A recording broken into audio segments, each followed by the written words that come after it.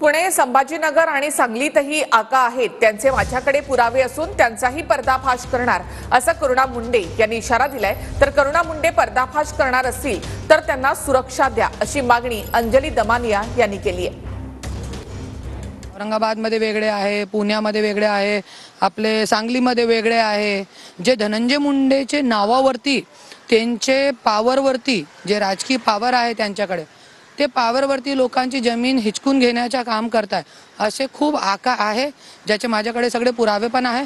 पण आता मी त्यांचं नाव घेणार नाही, पण लवकरच त्याच्यावरती प्रेस कॉन्फरन्स घेणार आहे आणि सगळं तोंड उघडणार आहे. मी काल त्या अनेक गोष्टी ज्या म्हणाल्या आहेत त्या ऐकून खरंच जरा भीती वाटते. त्या म्हणाल्या मी आता पुढे जाऊन हे सगळं एक्सपोज करीन, त्यांचं संभाजीनगरचं एक्सपोज करीन वगैरे.